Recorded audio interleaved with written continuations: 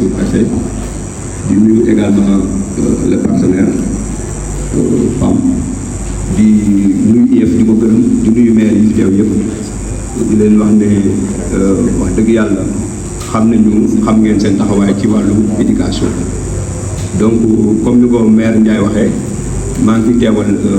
la présidente madame Socé Diop Dione nekk président commission éducation bu conseil départemental donc ci tànk yooyu laa fi toogee leen wax ne le conseil départemental également partenaire la le conseil départemental également président mu ngi sa aksi donc le conseil départemental également partenaire la ci éducation donc duñ ci mës a des ginnaaw incha allahu rabbi ndax taxawaay bu ñu ci war a am xam nañu ko donc kon du ñu xaar mukk ñu ñuy interpeller ci yenn questions yi donc dañ ciy dem bu ci war a demee ba mu jeex tak incha allah te lépp loo xam ne nii jël nañu ko fi tey si waxtaan ci ndaje bi danañ ko àggale incha allah ci président mu mën gën ko mën a intégré ci budget bi gën ko mën a intégré ci conseil bi ba nga xam ne ñëpp danañ ko mën a waxtaanee def xalaat bu rafet ba nga xam ne. ñu koy xaar si xaaree les collectivités vraiment à fexe ba ce projet vraiment am un suivi donc am une réussite pour la mise en œuvre donc dañuy jeexal vraiment di leen dalal jàmm di remercier le partenaire vraiment pour ce projet si important di remercier aussi l'IEF pour sa collaboration waaye ay approche vraiment inclusive à chaque fois lépp lu muy def dañu si boole les collectivités donc ñu ngi siy gërëm vraiment di ko sant donc au nom de nous donc ñu ngi gërëm ñëpp di sant ñëpp merci beaucoup. Donc, monsieur le préfet, messieurs les sous-préfets, monsieur le président du conseil départemental, monsieur le maire, monsieur le coordinateur du projet, monsieur le représentant de la JICA, messieurs les inspecteurs chefs de district, monsieur le secrétaire général, monsieur le inspecteur chef de district, messieurs les maires, chers participants, collègues UCDE, parents d'élèves, maire association de maires d'élèves, en tout cas président commission éducation, CDJ, ODECAV, tout participant confondu, je vous salue. Donc comme l'a dit monsieur le préfet, c'est un honneur pour nous, en tout cas au niveau de Koungheul, de recevoir aujourd'hui la coordination du PAM, ici représenté par le coordinateur lui-même, à savoir M. Seck, l'inspecteur Seck, qui vient du ministère de l'Éducation nationale, accompagné du partenaire. Il y a un autre CDD qui se tient ailleurs, mais il a choisi l'option, il a pris l'option de venir ici à Koungheul. Donc c'est un honneur pour nous, en tout cas, de les recevoir. Par rapport à cela, M. Seck, en tout cas, coordinateur, soyez remercié pour le choix porté sur Koungheul. Le choix porté sur Koungheul, mais aussi le choix porté sur l'Académie de Kaffrine. Il a bien dit, l'expérimentation a eu lieu à Nioro, mais lorsqu'il fallait élargir ça aux autres académies, seule l'Académie de Kaffrine a été choisie. Donc ça aussi c'est un honneur pour nous. Maintenant, ce qu'il y a, le processus que nous sommes en train de mener, nous prions pour que vous ne soyez pas déçus au niveau de l'Académie de Kaffrine. Et je peux vous dire que soyez rassurés, avec l'accompagnement des autorités administratives ici présentes, avec l'engagement des maires et des collectivités territoriales au niveau du département de Koungheul, je suis certain, d'ores et déjà, que nous allons réussir les forats qui seront organisés au niveau de chaque commune. Ça, c'est clair, Inch'Allah. Maintenant, comme l'a dit M. le préfet, pour ne pas trop, on a déjà accusé du retard, mais je voudrais très rapidement présenter l'agenda, si vous le voulez bien. Donc, en tout cas, le préfet, ñi nekk fii le maire ak les maires conseil départemental coordination PAM di rafetlu en tout cas ñëpp ñoo xam ne teew nañ fii ci ndaje mi di nuyu ku nekk di ko sant di nuyu aussi en tout cas di sant coordination PAM parce que wax nañ ko expérience bi fële Nioro lañ ko defoon bi ñu ko waree yaatal dañoo waroon tànn benn région kese benn académie ñu tànn académie Kaffrine ñun ñu bokk ci académie bi mu doon en tout cas honneur boo xam ne ci ñun la léegi nag li ma koy wax rek en tout cas ñu gannaaw di leen ci sant di leen ci remercier damay dalal xelam parce que fii nii ci Koungheul département Koungheul daal ak académie de façon globale mais particulièrement Koungheul accompagnement autorité administrative yi ak engagement collectivité territoriale yi amuñu benn jiixi jaaxa ne mbir mi bu soobee yàlla en tout cas ñu ngi ñaan yàlla bu yaakaar tas ci fànn boobu te xel na daal dinañ def lépp en tout cas ñun waa Koungheul dinañ def lépp ba seen yaakaar bañ a en tout cas ci wàllu boobu. léegi nag damay ñëw ci présentation agenda bi déjà normalement 9h mais 9h 10h installation des participants loolu jàll nañu. loolu après maintenant allocution yi pare nañu ñu waroon wax ñu wax nañu maintenant dañoo war a def présentation des participants bon peut-être que ça va c'est à nous de valider su dee yaakaar nañ ne war nañ ko mën a def ku nekk présenté wax moom mooy kan loolu moo waroon topp buñ ci jógee dañu waroon tànn koo xam ne day nekk président de séance parce que normalement président de séance actuellement préfet la bu dee préfet day teew xëyru su dee du day dem ñëwaat aussi mu daal di tànn ñu tànn ci suñu biir kan mooy présider ak travaux buñ ci jógee maintenant ñu daal di def mooy partage ak validation agenda bi donc loolu mooy war a topp donc buñ ci pare maintenant man maa war a def benn rapport di déjà gis ngeen ko kayit ñu ngi ci biir présentation du rapport buñ ci jógee nag dañoo war a def jikko yi sekkeen yi comme mu ngi fii ci table bi daal di jël ndekki bi buñ ko jógee nag léegi ginnaaw présentation bi ma defoon luñ ci retenir ci wàllu lu ñu bëgg a def ku nekk dina ci wax xalaatam mais surtout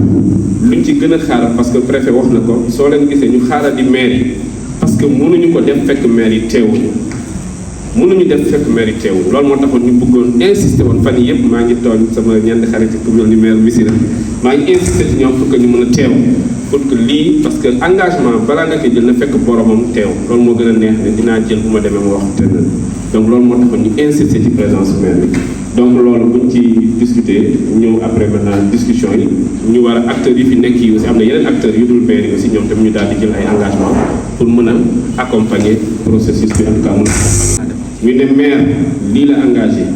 UCG lii la engagé ainsi de suite ñu daal di en tout cas gën a xam donc buñ ko jógee maintenant dinañ leen proposer planification de l'organisation de forum xam nga wax nañ ne maire yi ku nekk dafa war a bu jëlee engagement dañ dem si commune am dafa forum léegi nag forum boobu bu ñu koy def normalement fii lañ ko waroon programme mais dañoo xam ne bu ñu toogee ba ci mbooloo bi ñëw bëgg programme yi day xaw a am retard te moo tax ñun am nañ benn proposition bu ñu def dinañ leen ko soumettre ngeen xool yenn maire yi ngeen apprécier avec les autorités administratives sous-préfet yi soo leen nangoo ñu valider ko mu nekk loo xam ne programme boo xam ne su boobaa dinañ ko dérouler inspecteur chef de district yi ñoom ñooy ànd ak yéen waajal ko comme ça ñu daal di dérouler. Monsieur le représentant de la présidente du conseil départemental, messieurs les maires, monsieur l'inspecteur de l'éducation et de la formation, messieurs les inspecteurs, monsieur l'expert de la JICA, monsieur les directeurs CONEC, messieurs les présidents du CGE, messieurs, madame, chers participants, je voudrais tout d'abord, au nom de monsieur le ministre de l'Éducation nationale, remercier vivement monsieur le préfet du département de Koungheul pour avoir bien voulu nous accompagner dans notre projet d'amélioration des performances des élèves en mathématiques. Au nom de toute l'équipe technique, vous me permettrez d'exprimer le plaisir que nous avons de nous retrouver ici à l'occasion de cette rencontre préparatoire des forats communaux. L'activité qui nous réunit aujourd'hui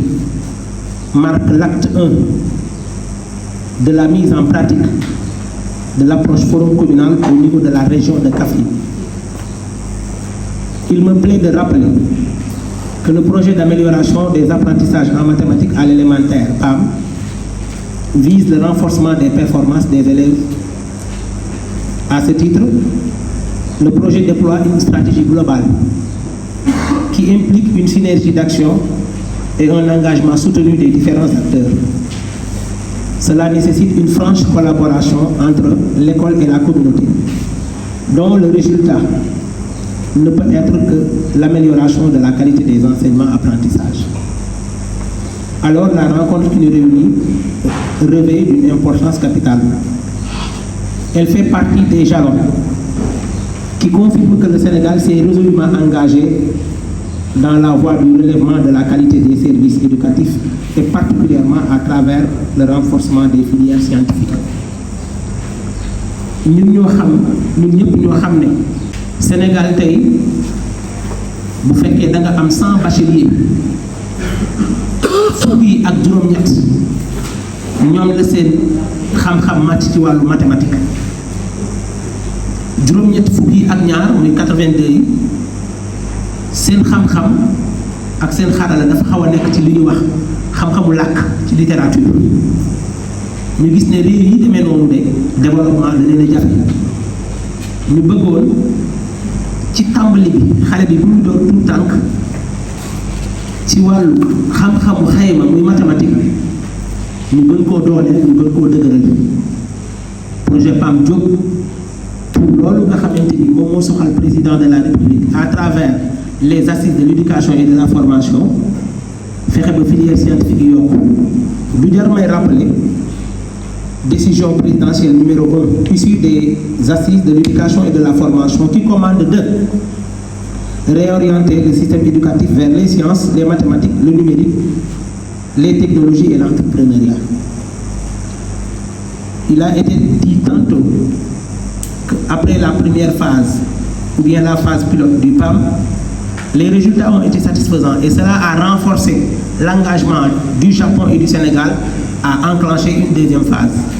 Mais il faudra dire que les données analysées ont montré quand même qu'il y a des insuffisances par rapport à la mobilisation communautaire. C'est ainsi qu'en cette deuxième phase d'extension et de généralisation,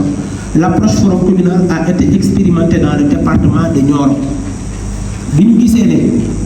communauté bi léeg-léeg ni muy jàppee dafa xaw a doy waar daaw dañoo demoon Nioro ci benn département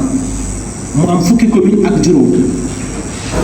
ñu def CDD le 28 octobre bien sûr présidé par le préfet fora yi ci topp am lu rëy lu ñu jox lu Nioro am te ñeneen amu ko mu nekk mbégte ci éducation nationale nekk mbégte ci partenaire bi di Chika ñu ne kon may nañ leen lu ñu xaarul woon ngeen dem def ko ci benn académie boo xam ne benn région boo xam ne am ngeen fa yaakaar yàlla dogal nag ñun suñu yaakaar fii la région Kaffrine kon nekkatuñu ci benn département ñu ngi léegi ci juróomi département Mbirkilane Kaffrine Koungheul Malem Hodar ak Nioro la fa xew mun na am ci wax yi ma kiyaat ko ndaxte dañ ne nañu dupliquer expérience Nioro fii ci Koungheul bu baaxee nag ñu lawal ko ci yeneen région mesdames messieurs du jar may wax affaire décentralisation ak déconcentration yéen a ma ko gën a xam mbiru UCG ak CG depuis 2014 ni mu war a taxawee yéen a ma ko gën a xam dinaa wax rek ne en misant sur le renforcement volet communautaire la direction de l'enseignement élémentaire avec l'appui de la JICA est en train de contribuer efficacement à l'atteinte des objectifs. Vu cette mobilisation d'une grande envergure, je renouvelle mes remerciements à l'endroit de monsieur le préfet, de monsieur les sous-préfets et de monsieur le maire d'avoir bien voulu accepter d'être présents et de nous accompagner. Toutes mes félicitations également aux autorités territoriales pour leur engagement noté dès les contacts. Les contacts téléphoniques que j'ai eus avec l'IF m'ont montré que l'IF, les ICD, les maires et sous-préfets étaient déjà en grande connexion. Il ne reste qu'à souhaiter un maintien de cette belle dynamique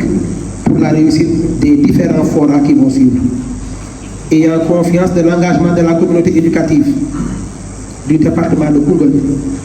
je peux vous garantir, mesdames et messieurs, de l'accompagnement sans faille du ministère de l'Éducation nationale et notre partenaire stratégique la JICA. Merci de votre attention. ginnaaw bu ñu leen nuyoo yéen ñëpp ñu am mbégte nag tey teew ci réunion bi nga xam ne tey IEF daf ko convoqué woon vraiment ànd ci ak PAM ñun maire yi yëpp tey yàlla def maire bu fi teewuti sa adjoint ñëw na teew li ko wund nag mooy lu gën a jëmale njàng bi ci kanam loolu nag dafa nekk loo xam ne secteur boo xam ne secteur bu am solo la parce que dama ne secteur yëpp baax nañ mais ñaar da cee gën mooy benn xam-xam ñaareel bi itam mooy wàllu médecin comme hôpital yi santé mais santé li koy indi mooy xam-xam kon xam-xam moo jiitu ci loolu lépp te lii dafay gën a améliorer njàng xale yi loolu moo tax forum bi ñu ko waxee ñun dañ ci kontaan dañ ci sawar ba pare nag ñu am ay engagement yoo xam ne ñun jël nañ ko en tant que maire li ci jiitu mooy d'abord nangu na ñun danañ nangu participer ci forum boobu incha allah dinañ ko def forum boobu danañ fexe itam bépp maire teew ci forum ba déglu la nga xamante ne nii danañ ko fa jukki ñu xam ne lu am solo la loo xam ne luy gën a jëmale njàng bi kanam ñu jël ci ay engagement xool nañ ci taxawee ba fexe itam engagement yooyu ñu fexe itam yàlla motale ko ñu mën ko respecté parce que itam lu nit di wut itam di ci boole yàlla itam dafa baax ndax lépp dafa nekk loo xam ne lu ñuy wuti rek la ci kattanu yàlla nag côté boobu moom incha allah danañ ci am taxawaay boo xam ne ñëpp danañ xam ne lii moom taxaw nañ ci jërëjëf monsieur le merci beaucoup. donc d'abord dañuy rafetlu forum bi tey parce que vraiment lu ñu wax yëpp lu am solo la parce que partenaires yi PAM dañooy ñëw xam na ne depuis 2014 PAM 2019 mooy PAM léegi ñu sur PAM 2 bi loolu yëpp pour jéem a renforcer rek mathématique bi donc au niveau de l'enseignement élémentaire donc ñun nag maa fi teewal tey les CODEC donc ñun engagement bu ñu jël dafa nekk si ñetti pàcc maanaam ñetti pàcc lay teg parce que benn bi dafa nekk ci pàcc pédagogique donc ñun suñu wàllu bopp CODEC yi ñu ngi engagé wu maanaam par exemple tey lépp lu aju cellule yi ñuy wax cellule pédagogique na joo xam ne enseignants yi dañ fay daje di wàccante ay xalaat si njàngale mi ñun dañ fexe ba enseignants yooyu am waxee capacité boo xam ne ni danañ mën a tey su demee seen classe dañ mën a jàngale xayma ci ayib beneen bi aussi comme dañoo nekk partenaire ak CGI par exemple soo xoolee seen directeur moom mooy secrétaire CGI aussi danañ accompagner CGI seen mission loolu aussi vraiment ñu gën a également aussi dañ fexe ba aussi forum bu am si commune yëpp dañ fexe ba directeurs yi ak collègues yi teew fa waaw loolu vraiment day moo doon engagement collègues yi si forum social. Mais quand même, nous, notre pays a la conviction que même si on ne se connaît pas directement, en tout cas, il y a quelque chose que nous pouvons apporter comme la contribution du développement du Sénégal, de Koungheul, de l'Afrique.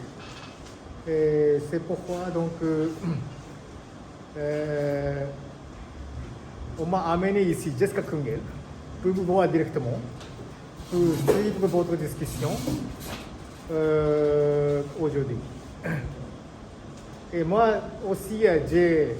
mes enfants de CM2, CE2. Je laisse ça à l'école publique du Japon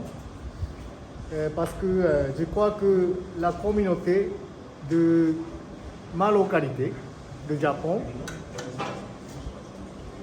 apporte leur contribution pour assurer l'éducation de mes enfants aussi. Donc, on fait la même chose. Je suis là avec vous à Koungheul et vous êtes la communauté et c'est vous qui assurez le développement de l'éducation de vos enfants. Et c'est pour cela qu'on est venu pour apporter notre contribution. Donc, c'est la contribution de l'un et l'autre. Ce n'est pas que le Japon est venu pour donner quelque chose. C'est l'accompagnement. Nous avons apporté notre petite contribution et nous souhaitons que vous allez apporter votre contribution aussi. C'est ça qui construit la localité et la communauté. Donc, vraiment, je vous remercie et je suis très content d'entendre vos engagements. Et c'est ça qui nous donne, qui renforce notre conviction aussi de continuer dans ce sens. Je vous remercie vraiment de votre engagement et on verra maintenant la réalisation de ces engagements. Merci beaucoup. Il en est de la vie des personnes comme celle des institutions, celles qui ne sont pas flexibles et déplaçables au gré de la réalité. Celles-là risquent de mourir sous l'effet de l'érosion du temps. Il faut le reconnaître, nous sommes dans un monde où actuellement l'unique réalité qui éveille, c'est celle qui voudrait que tout passe par cette approche communautaire. Que cette dynamique communautaire déjà enclenché dans la localité, je dirais dans le département de Koungheul. C'est cette dynamique que je saluerai parce que l'inspecteur ne me laissera pas parler autrement. Tout le monde sait que les jalons sont déjà posés dans le département de Koungheul, parce que ce qui nous vaut actuellement, c'est les résultats que nous avons depuis un certain nombre de temps. Pour dire vrai, inspecteur, l'engagement des communautés, communes, l'engagement de la jeunesse, l'engagement des associations sportives qui sont là, l'engagement des différents acteurs dans la salle, moi, je suis sûr que ces différents engagements ne feront pas défaut, parce qu'ils sont en train de le montrer sur tous les plans et à tout temps. Si je prends uniquement l'exemple des étudiants, nos étudiants, heure bu ne cours de vacances yi mu ngi daw am naa ko ci commune bu ne. Si je prends l'exemple des associations sportives ñoom géer ak seeni zone heure bu ne ñu ngi dérouler lu set wecc maire yi foo leen mos a wooyee ne leen kaay leen ñu désinfecter école kaay leen ñu désherber kaay leen ñu def ndàngam, ils sont toujours au devant de la scène. Kaay leen ñu joxe fourniture, c'est des gens qui participent à donner toujours des fournitures de qualité et de haute qualité et à temps. Donc, tous ces jalons sont dajés dans un même département. Nous demandons à ce qu'il y ait maintenant un link total. Il y a quand même un link du def défaut. Donc, Koungheul, li fi am nañ ko gërëmee yàlla suñu borom bi santé ko ko. Te foog naa ne pousse mu dem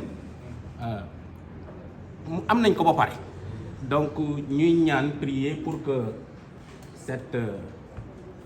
grâce divine dont tu parlais tout à l'heure, cette main de Dieu là qui est toujours là, qui nous a toujours accompagnés, continue de nous accompagner pour une réussite totale de ce projet-là. Donc, dans l'Ola Bouram, d'y terminer par remercier les partenaires qui sont là dans la salle, d'y remercier l'inspecteur et pratiquement toute son équipe, parce que bu ngeen ko deful woon kenn du ko wax bi ngeen fi nekkee ba tey mbir mi mu ngi dox kon boog gunge leen ndam la ci ñun ndam la ci askan bi. Monsieur le coordinateur et tous les participants, en tout cas c'est un sentiment de satisfaction pour le bon déroulement de l'activité. Il n'était pas évident parce que vous avez vu la qualité des discussions que nous avons eues. Donc ça a été une discussion très pertinente. Et je crois que l'essentiel, ce qui était attendu de l'activité, c'est que les acteurs présents s'engagent. Et je crois que cela a été fait et ça c'est important, c'est à saluer. Donc je vais profiter pour remercier vraiment la coordination du PAM pour avoir choisi Koungheul pour participer au CDD, en tout cas préparatoire aux forats communaux. Encore une fois, remercier tout le monde. En tout cas, dire que nous, en tout cas au niveau de l'IF, nous ne ménagerons aucun effort avec nos autorités pour que cela soit une réussite au niveau du département. Ça c'est clair. Vous pouvez vraiment être rassurés. Je sais qu'avec l'accompagnement des autorités et la collaboration franche des maires, nous allons y arriver. Ça c'est clair, donc à ce niveau-là, vraiment c'est pour vous rassurer. Et maintenant, priez vraiment Dieu pour qu'il nous facilite cette tâche-là et qu'on puisse vraiment arriver à des résultats au-delà même de nos attentes. C'est bien possible avec la qualité des ressources humaines que nous avons dans le département. Et profiter de l'occasion vraiment pour remercier les collectivités, les autorités administratives qui nous accompagnent sur tous les plans. Dès que l'éducation dit que voilà ce que je veux faire, c'est tout le monde qui engage. Et chacun fait un suivi au-delà de vraiment pour que tout ce qui a été retenu soit fait. Donc c'est l'occasion aussi vraiment de vous dire merci. Merci du producteur. Je crois que l'une doon xaar ci ndaje bi mooy bu ñu paree engagement yoo xam ne génn fi te gis nañ acteurs yi fi nekk yépp ku nekk jël na engagement dañuy dalal xel waa kii bi PAM bi coordination PAM pour wax leen bu soobee yàlla Koungheul moom bu ñu am benn jiixi jaaxal lu ñu fi jël ci wàllu engagement dañ ko respecté xam nañ ne gars yi ñi fi nekk ñi suñu jëlee dañ koy doxal en collaboration avec les autorités administratives ñoo xam ne chaque fois que ñun bu ñu yëkkatee dara rek dañ ciy jàpp bu baax a baax mais aussi les collectivités territoriales collaboration bu dox suñu diggante bi ñun am nañu xel bu dal xam nañ ne li ñu fi jël ci wàllu engagement incha allah dinañ ko réaliser te yaakaar nañ ne am ay ndam yoo xam ne dana weesu sax suñu yaakaar donc ci tënk daal loolu laa amoon ci ay kàddu yoo xam ne dañ ko bëggoon wax. Seck et monsieur Iwata di remercier aussi IEF ci organisation bi donc je pense que on a réussi ce qui nous avait réunis aujourd'hui donc di remercier encore les maires seen taxawaay rafet na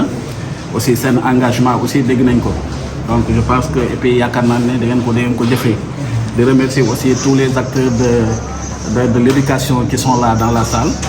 et di remercier encore